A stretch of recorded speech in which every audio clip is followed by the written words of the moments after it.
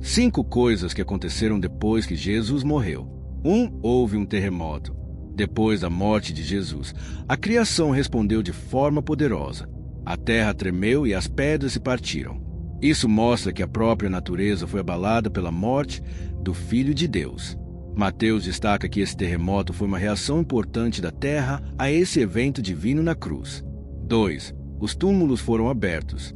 Mateus conta algo que não aparece nos outros evangelhos. Os túmulos se abriram e muitos corpos de pessoas que tinham morrido, chamados de santos, foram ressuscitados. Depois que Jesus ressuscitou, esses corpos saíram dos túmulos, foram para Jerusalém e apareceram para muitas pessoas. Mateus 27, versículos 52 e 53. Os terremotos podem danificar túmulos feitos em pedra, mas a ressurreição dessas pessoas só pode ter acontecido por um poder direto de Deus, mostrando que ele estava por trás desse terremoto. Além disso, a região da Palestina está situada em uma falha sísmica, então terremotos ali são comuns. Um evento incomum, junto com o rompimento das pedras que abriu os túmulos, é um testemunho importante da crucificação de Jesus. Em breve, um terremoto ainda mais significativo vai acontecer: a ressurreição de Jesus. Mateus é o único que registra esses acontecimentos, destacando a vitória de Jesus sobre a morte, que foi alcançada pelo sacrifício dele na cruz. As pessoas que foram ressuscitadas são descritas como aqueles que tinham adormecido, uma expressão usada no Novo Testamento para falar de quem morreu, mas que tem a vida eterna garantida. A ressurreição desses santos e suas aparições em Jerusalém mostram claramente o poder da obra de Jesus na cruz depois na ressurreição. O termo pessoas santas provavelmente se refere a figuras piedosas do Antigo Testamento, como heróis e mártires da história de Israel, escolhidos para testemunhar milagrosamente esses eventos. A aparição dessas pessoas para os moradores de Jerusalém comprova a força da obra de Jesus na cruz e prepara o caminho para os ensinamentos que Paulo depois traria. Jesus é a primícia dos mortos. Em 1 Coríntios 15, 2.20 e 23, aprendemos que Cristo realmente ressuscitou dos mortos e se tornou a primícia, ou seja, o primeiro a ressuscitar com um corpo incorruptível e imortal. Isso é uma antecipação da ressurreição de todos que morreram, chamados de adormecidos na morte. A morte entrou no mundo por causa de um homem, Adão, e da mesma forma, a ressurreição também veio por meio de um homem, Jesus Cristo. Em Adão, todos morrem. Em Cristo, todos receberão a vida. Mas isso acontecerá em ordem. Primeiro Cristo, depois aqueles que pertencem a Ele, que serão ressuscitados com corpos incorruptíveis e imortais. A ressurreição dos santos é um sinal e um começo para a ressurreição que todos os crentes podem esperar por causa da morte de Jesus. Um novo tempo começou, um tempo em que a morte foi derrotada pela morte. A ressurreição para a vida eterna se tornou possível. Mas é importante notar que só depois da ressurreição de Jesus, as pessoas que estavam nos túmulos foram ressuscitadas, apareceram para muitos em Jerusalém. A Bíblia não diz se esses santos ressuscitados morreram de novo ou foram diretamente para o céu com Jesus. A morte do Filho de Deus mexeu com a própria natureza. O famoso pregador Charles Spurgeon disse que, enquanto corações dos homens não reagiram à dor de Jesus, as rochas sim, elas se partiram. As rochas foram mais sensíveis que os corações humanos para quem Jesus derramou seu sangue. Mateus quis mostrar que o terremoto aconteceu no dia da crucificação e também no dia da ressurreição. O poder da vida nova foi tão forte que trouxe de volta algumas pessoas boas que haviam morrido. Essa é uma das passagens mais impressionantes do Evangelho de Mateus, e não encontramos relatos semelhantes em outras fontes. 3. O véu do templo se rasgou. Em Mateus 27, versículos 50 e 51, Jesus gritou com voz forte e entregou seu espírito voluntariamente. Nesse momento, o véu do templo se rasgou em 2, simbolizando o acesso direto a Deus aberto pela morte de Jesus. Quando Jesus entregou seu corpo, ele estava em total submissão à vontade do Pai. Ao mesmo tempo, no templo, o véu sagrado que separava o lugar santo da parte mais sagrada foi rasgado ao meio, de cima para baixo. A terra tremeu, as rochas se partiram e a cortina do templo se rasgou em 2. Essa cortina era o que separava a área onde as pessoas podiam entrar da parte mais sagrada, o Santo dos Santos, que representava a separação entre Deus e o homem. Em Atos 6, versículo 7, vemos que muitos dos primeiros cristãos, inclusive sacerdotes, começaram a seguir a fé em Jesus. O véu rasgado provavelmente ajudou a mostrar a eles a grandeza da obra de Jesus.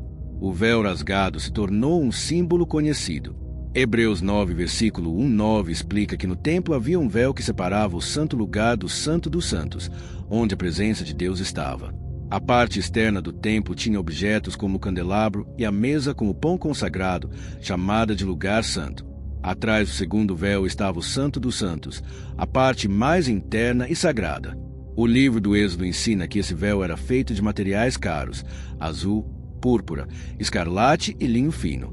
Agora, Jesus é nosso sumo sacerdote superior, e como crentes, participamos desse sacerdócio. Podemos entrar no Santo dos Santos com confiança, por causa do sangue de Jesus, por um caminho novo e vivo que Ele abriu para nós. Hebreus 10, versículo 19 e 20. Ao olhar para essa cena, podemos imaginar o corpo de Jesus sendo rasgado, assim como o véu foi rasgado para nos abrir acesso a Deus. O livro de Hebreus explica profundamente que o véu sempre foi um lembrete de que o pecado separa os humanos da presença de Deus, e que o sacrifício pelos pecados foi feito uma única vez por Jesus.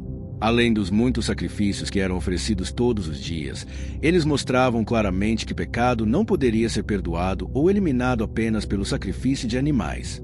Mas por causa do que Jesus fez na cruz, as barreiras que separavam Deus das pessoas foram destruídas. Agora, podemos nos aproximar de Deus com confiança e coragem. Em Hebreus 4, 14 e 16, somos ensinados que temos um grande sumo sacerdote, Jesus, o Filho de Deus, que está no céu. Por isso, devemos manter firme a nossa fé, porque Ele entende nossas fraquezas. Jesus foi tentado em tudo, assim como nós, mas não pecou. Por isso, podemos chegar ao trono da graça com confiança para receber misericórdia e encontrar ajuda quando precisarmos. O corpo de Jesus foi rasgado, assim como o véu do templo, e cada um desses fatos mostra que agora podemos nos aproximar corajosamente de Deus. Jesus é nosso sumo sacerdote que está no céu, garantindo o acesso total dos crentes a Deus. No momento em que Jesus morreu, a pesada cortina que separava as duas partes principais do templo foi rasgada de cima para baixo por uma mão invisível. A morte do Filho de Deus também foi acompanhada por grandes tremores na natureza, como se a criação estivesse reagindo à dor daquele que a criou. 4. Houve escuridão sobre toda a terra. Mateus 27, 45 relata que, desde o meio-dia até as 3 da tarde, houve uma escuridão intensa sobre toda a terra. Isso cumpriu a profecia de Amós 8:9, que diz que o sol se esconderia ao meio-dia e que a terra ficaria escura durante o dia. Muitas vezes, Jesus foi desafiado a mostrar um sinal vindo do céu, e naquele momento, esse sinal aconteceu. Mas, para muitos, foi um momento de cegueira espiritual, pois a escuridão sobrenatural durou 3 horas, de meio-dia às 3 da tarde. Quando a escuridão aconteceu, o sol estava no seu ponto mais forte e a lua estava cheia. Isso mostra que não foi um eclipse, porque a lua cheia não pode bloquear o sol. Foi uma intervenção rápida e direta de Deus. Naquela época, as pessoas não tinham muito conhecimento sobre astronomia, então esse evento foi muito impressionante. Também houve um terremoto que está ligado diretamente a essa história sagrada. A criação não podia continuar assistindo aos erros do homem contra seu Criador, então o sol escondeu seus raios para não testemunhar as ações dos ímpios. Essa escuridão em um momento tão importante pode ter vários significados. Na antiguidade, a escuridão era associada ao luto. Também era vista como um sinal da morte de grandes líderes, tanto para gentios quanto para judeus. Eles podiam entender essa escuridão como um sinal cósmico que anunciava a morte de um rei. Além disso, a escuridão simbolizava o julgamento de Deus. Durante esse tempo, os túmulos se abriram e muitos corpos de pessoas santas que haviam morrido foram ressuscitados. Eles saíram dos túmulos depois da ressurreição de Jesus, foram para Jerusalém e apareceram para muitas pessoas. Mateus 27, versículos 52 e 53. 5. O soldado que supervisionava a execução percebeu que Jesus era inocente. O centurião, que era o comandante dos soldados na crucificação, viu o terremoto e tudo o que estava acontecendo. Ele ficou muito assustado e cheio de admiração, e então declarou: verdadeiramente, este era o Filho de Deus. Mateus 27, versículos 53 e 54.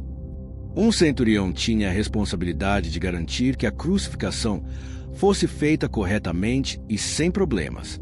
Ele normalmente comandava 100 soldados, precisava ser corajoso, inteligente e eficiente para subir na hierarquia militar. Mesmo sendo um soldado experiente e acostumado com a violência, essa crucificação foi tão extraordinária que até um homem endurecido como ele reconheceu que Jesus era o Filho de Deus. O centurião que supervisionou a crucificação percebeu que Jesus era inocente do crime pelo qual foi acusado. Ele deve ter sentido uma mistura de emoções ao entender que havia participado da morte de um homem justo. Essas não foram palavras de alguém assustado ou facilmente influenciado, mas a conclusão de um veterano experiente, um homem que já viu muitos homens morrerem de forma cruel e que tinha a responsabilidade de garantir que a execução fosse feita. Esse centurião sabia muito bem que os líderes religiosos judeus tinham condenado Jesus por blasfêmia e que o governador Pôncio Pilatos, embora tivesse tentado defender Jesus, acabou cedendo à pressão e autorizou a crucificação. Mesmo que ele já tivesse supervisionado muitas execuções, essa foi diferente. Ele viu várias cenas do julgamento e da crucificação de Jesus, e tudo isso junto convenceu da inocência de Jesus. Podemos imaginar que Jesus respondeu à injustiça que sofreu com muita dignidade, mesmo diante da multidão que exigia sua morte, como uma ovelha silenciosa sendo levada ao abate. A Bíblia não registra nenhuma resposta de Jesus aos gritos da multidão. Marcos 15, versículo 11-15, que pedia para libertar Barrabás, um criminoso, em vez de Jesus. Pilatos perguntou o que deveria fazer com Jesus, chamado pelos líderes de Rei dos Judeus. A multidão respondeu com gritos para crucificá-lo, mesmo sem que Jesus tivesse cometido crime. Pilatos, querendo evitar problemas, libertou Barrabás e entregou Jesus para ser crucificado. Sua preocupação era com a vontade da multidão, não com a justiça para Jesus. Mesmo assim, Jesus mostrou misericórdia para com aquele povo que o rejeitou, e também para os soldados, incluindo o centurião, que participaram da crucificação. Jesus pediu ao Pai que perdoasse aqueles que o crucificaram, porque eles não sabiam o que estavam fazendo. Lucas 23, versículo 34. Enquanto era crucificado, os soldados dividiram suas roupas entre si, jogando sortes para decidir quem ficaria com cada parte. O povo assistia, mas até os líderes zombavam dele, dizendo: se ele salvou outros, que se salve agora, se realmente é o Cristo, o Messias, o escolhido de Deus. Um dos soldados também zombou, oferecendo-lhe vinagre e dizendo sarcasticamente: se você é o rei dos judeus, salve-se agora. Acima da cruz havia uma placa com a inscrição: este é o rei dos judeus. Um dos criminosos crucificados ao lado de Jesus também o insultava, dizendo: se você é o Cristo, salve-se e salve a nós. Enquanto isso, os soldados jogavam os pertences de Jesus. Mesmo diante de tudo isso, a preocupação de Jesus era pelo perdão deles, e não por si mesmo. Essa foi uma declaração poderosa, Mateus 27, versículo 35-36. Eles também vigiaram Jesus para impedir qualquer tentativa de resgate. Se tudo isso não fosse suficiente para mostrar o que Jesus estava passando, a criação respondeu. O centurião ficou chocado ao testemunhar tudo aquilo. Ele nunca tinha visto nada parecido. Ele viu, ouviu e sentiu tudo o que aconteceu nas últimas horas de Jesus, e isso deixou muito assustado, assim como seus soldados. Mesmo acostumados a situações perigosas, eles experimentaram um medo profundo e verdadeiro. Esse amor demonstrado na cruz é tão poderoso que pode tocar até os corações mais endurecidos, mesmo daqueles cansados pela vida difícil de soldados que lidam com a morte diariamente. Existe um velho ditado: no pé da cruz, todos ficam no mesmo nível. Isso era verdade no primeiro século e continua sendo verdade hoje. É lá, no pé da cruz, que ricos e pobres encontram um lugar para se ajoelhar e abraçar Jesus, que morreu por eles. Quando ouvimos isso, reconhecemos que Ele é verdadeiramente o Filho de Deus, e essa jornada de fé não deve acabar aqui. Devemos ter uma paixão profunda para conhecer Jesus, deixando esse desejo arder em nossos corações, para que possamos realmente entender quem Ele é, aquele que nos amou tanto a ponto de se entregar por nós. Não podemos deixar de imaginar como o encontro com Jesus impactou a vida dos soldados que o crucificaram. Há uma tradição cristã que diz que o nome do centurião era Longino e que ele se tornou um seguidor fiel de Jesus, pregou o evangelho e morreu como mártir. Embora isso seja apenas uma tradição, e não uma certeza histórica. Sabemos que a verdade do Evangelho tem o poder de tocar profundamente o coração das pessoas. A cruz de Jesus pode transformar qualquer pessoa. O centurião, que começou o dia como um oficial romano supervisionando uma crucificação, terminou reconhecendo que Jesus era o Filho de Deus. Jesus já tomou a iniciativa da salvação. Ele morreu por você, e agora é a sua vez de responder. Ele deu sua vida para que pudéssemos ter a nossa. Jesus morreu como nós para que pudéssemos viver como Ele. Ele não apenas agradou ao Pai, mas nos ganhou como seu presente, assumindo o nosso lugar. Jesus sofreu a separação do Pai, algo terrível, mas fez isso para cumprir o plano amoroso e bom de Deus para nos salvar.